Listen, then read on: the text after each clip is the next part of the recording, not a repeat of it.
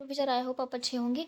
आपके लिए मैं बात करती हूँ हरियाणा गवर्नमेंट यूनिवर्सिटी एम्स नौ से CHO Bihar CHO UPPSC staff nurse की जो वैकेंसीज आई हैं जिस इस question bar bar repeat and repeat question पूछा गया है। वीडियो को बिल्कुल भी स्किप मत कीजिएगा बेटा। अगर आपको स्टाफ नर्सिंग ऑफिसर बनना है, अगर आपको नर्सिंग ऑफिसर बनना है, वीडियो को बिल्कुल भी स्किप मत कीजिएगा बेटा। एक एक पॉइंट एक एक क्वेश्चन वेरी मोस्ट इंपॉर्टेंट होने वाला है।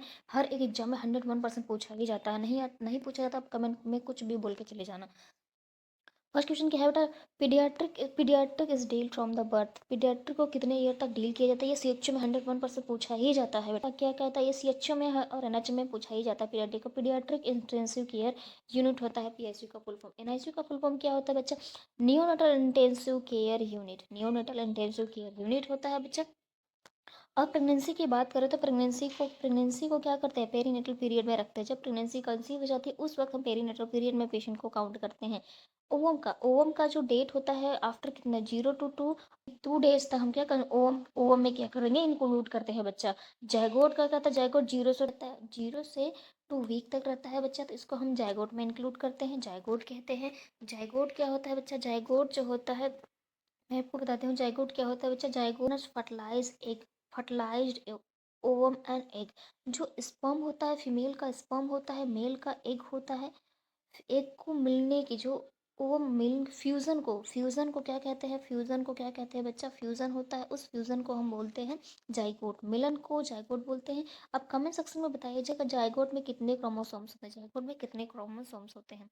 जाइगोट में कितने क्रोमोसोम्स होते हैं? एम्ब्रियो की बात करें बता, एम्ब्रियो भी आपको डायरेक्ट क्वेश्चन में पूछा जाएगा। एम्ब्रियो कितने डेज तक होता है? आपको डेज वीक ही पूछा जाता है। एम्ब्रियो वीक पूछा जाता है और एम्ब्रियो कितने डेज तक होता है ये पूछा जाता है। डेट देकर आपको पूछ सकता है या फिर वीक पूछ सकता है आपको। 2 to 8 वीक तक, 2 to 8 वीक तक अगर हो गया है तो इसको इस कंडीशन को हम एम्ब्रियो में कंसीडर करते हैं। एम्ब्रियो में कंसीडर करते हैं बच्चा। फीटस एंड फीटल को क्या बोलते हैं? फीटल एंड फीटस को क्या बोलते हैं? And 8 to 37 week to 40 week तक हम बेबी को जो फीटस होता है उसको फीटस में इंक्लूड करते हैं बच्चा। आपके डायरेक्ट एक एक क्वेश्चन मेरी मोस्ट इंपॉर्टेंट है, आपके डायरेक्ट एग्जाम में पूछा जाएगा। Causes of neonatal. Causes of neonatal का कॉजेज क्या होता है इसके बारे में बात करते हैं। Main causes of death. Patient जो बेबी का जो डेथ हो जाता है, मेन जो होता है और रिस्क होता है वो प्री मेच्योरिटी की वजह से, बेबी पहले ही डिलीवर हो गया है उसकी वजह से डेथ हो जाता है, या फिर मेन कॉजन ऑफ नियोनेटल इन्फेक्शन की वजह से होता है। जैसे पेशेंट को बेबी को निमोनिया हो गया है, इस वक्त निमोनिया बहुत चल रहा है, बेबी को कैसे भी LRTI हो जाता है, लोअर रेस्पिरेटरी इन्फेक्शन हो जाता है, धीरे धीरे निमोनिया होना स्टार्ट हो जाता है, उससे बेबी की डेथ हो जाती है।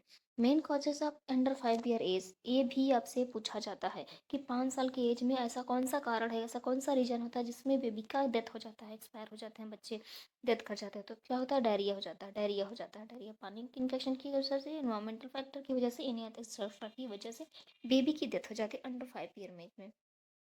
नोट्स में बात करें बेटा तो children and pneumonia. Causes of children and pneumonia. Pneumonia में कितने परसेंट होते हैं? 25%। 25% जो होता है निमोनिया की वजह से बेबी जो होता है एक्सपायर हो जाते हैं। प्री मेच्योरिटी में बात करें तो 18%।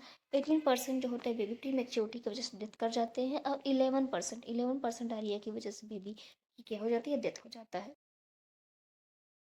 और वर्ल्ड वाइज बात करें बच्चा, अब वर्ल्ड वाइज बात करें, मेजर 3 मेजर ऐसे कॉजेज हैं जो वर्ल्ड में, 3 मेजर ऐसे कॉजेज हैं जो नियोनेटल की डेथ हो जाती है बता। वर्ल्ड वाइड 36% इन्फेक्शन की वजह से होता है। 36% इन्फेक्शन की वजह होता है, विच इंक्लूड जैसे सेप्सिस हो गया, निमोनिया हो गया, टेटनस हो गया, डायरिया की वजह से पेशेंट की क्या होती है? बेबी की डेथ हो जाती है। प्रीमेच्योर प्रीमेच्योर 28% होते हैं, और एट बर्थ एक्सपेक्सिया हो जाता है। कमेंट सेक्शन में कमेंट करके बताइएगा एक्सपेक्सिया का क्या मतलब होता है बच्चा। There is some variation between countries depending on the year on con. अब हम बात करते हैं बच्चे, ये क्वेश्चन 101% इंपॉर्टेंट क्वेश्चन है, आपसे पूछा ही जाता है, पूछा कई बार, रिपीट आप प्रीवियस लेक्चर उठा के देख लीजिए बच्चे। रिपीट क्वेश्चन पूछा गया है कि चिल्ड्रन डे कब सेलिब्रेट किया जाता है? चिल्ड्रन डे कब सेलिब्रेट किया जाता है? तो बच्चा 11 नवंबर को चिल्ड्रन डे सेलिब्रेट किया जाता है। National policy and children against. National जो पॉलिसी है चिल्ड्रन के अगेंस्ट जो क्या हो गया है? 1974 जुवेलियन जस्टिस एक्ट। जुवेलियन जस्टिस एक्ट के अंदर पेशेंट बेबी की केयर किया जाता है and protection of child act 2000 में एंड 2000 है रिप्लेस किया गया जुवेलियन जस्टिस एक्ट में। क्या किया था, लेबर जो बच्चों से किया जाता था उसको क्या किया गया, रिड्यूस किया गया, कम कर दिया, उसको प्रोहिबिट कर दिया गया, रिप्लेस कर दिया गया। The children labour prohibition and regulation act 1986। ये आपकी ये लाइनिंग दे के आपका एक्सेट्रा करके क्वेश्चन मार्क में आपसे ईयर पूछ सकता है बच्चा, ईयर। अब हम बात करते हैं characteristic of new born baby. क्या कैसे करेक्टरिस्टिक के बेबी के अंदर 101% क्वेश्चन आता ही आता है। कौन कौन से ऐसे क्वेश्चन है बेटा।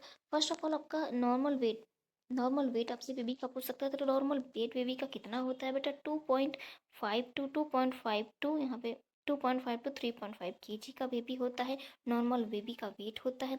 और आपसे पूछा जा सकता है नॉर्मल हीमोग्लोबिन लेवल कितना होता है न्यूबॉर्न में। नॉर्मल हीमोग्लोबिन लेवल कितना होता है न्यूबॉर्न में, तो आपसे 17 to 20 mg/dl होता है न्यूबॉर्न के अंदर नॉर्मल हीमोग्लोबिन। लेंथ आपसे लेंथ पूछ सकते हैं बेटा, 48 लेंथ होती है। एवरेज की बात करें तो 50 सेंटीमीटर की होती है। हेड सरकमफ्रेंस से भी क्वेश्चन पूछा जाता है, एक एक लाइन वेरी मोस्ट इंपॉर्टेंट है बच्चा, आपके डायरेक्ट एग्जाम में ऐसे ही क्वेश्चन पूछा गया, what is the head circumference of baby, newborn baby. तो 33 to 35 सेंटीमीटर्स का होता है। चेस्ट सरकमफ्रेंस आपसे पूछा सकता है, आपसे 31 to 33 सेंटीमीटर्स होते हैं। नॉर्मल रेस्पिरेटरी रेट पूछे तो न्यूबॉर्न का कितना होता है, 40 to 60 बीट पर मिनट होता है। 40 to 60 बीट पर मिनट होता है। रेस्पिरेटरी रेट पर मिनट कितना होता है, ये हमने आपको बता दिया, 30 to 60 बीट पर मिनट होता है। Normal heart rate at the newborn का कितना होता है, 12 to 14 होता है। 12 to 14 अगर है तो बेबी स्टेबल है। एफएचएस और पूछ सकता है, एफएचएस का फुल फॉर्म में है फीटल हार्ट साउंड। फीटल हो सकता है बच्चा, एफएचएस का फुल फॉर्म क्या होता है, फीटल हार्ट साउंड। एफएचएस का होता है 120 to 160 बीट पर मिनट आ रहा है एफएचएस फीटल हार्ट साउंड, तो नॉर्मल है। अगर 120 से नीचे आ रहा तब क्रिएट कर लो, या फिर प्रॉब्लम क्रिएट कुछ है बेबी के अंदर, और 160 से अबव आ रहा है तब ये बेबी ट्रैकिकार्डिया में जा रहा है, उसमें डॉक्टर को तुरंत हमें इन्फॉर्म करना है। नॉर्मल टेम्परेचर क्या होता है, नॉर्मल टेम्परेचर क्या होता है बेबी का, 36.5 to 37.5 डिग्री सेल्सियस होता है। फ़ारेनहाइट में देखें तो 96.8 to 99.6 फ़ारेनहाइट होता है बच्चा। अगर आपकी वीडियो अच्छा लगा तो लाइक से सब्सक्राइब कर लीजिए। ऐसा ही मोस्ट इम्पोर्टेंट वीडियो मैं इस चैनल पर डालती हूँ बच्चा। आप मेरे चैनल को लाइक कर लीजिए, सब्सक्राइब कर लीजिए और नोटिफिकेशन बेल को प्रेस कर लीजिए, ताकि इन्फॉर्मेशन वीडियो डालो तो सबसे पहले नोटिफिकेशन आपको मिले बच्चा। तो इस चैनल पे मैं ऐसे इन्फॉर्मेशन वीडियो को अपडेट करती हूँ। जब भी कोई अपडेट नोटिफिकेशन चेंज होता है तो सबसे पहले इस चैनल पे अपडेट किया जाता है। Thank you so much friend, मिलते हैं नेक्स्ट वीडियो में।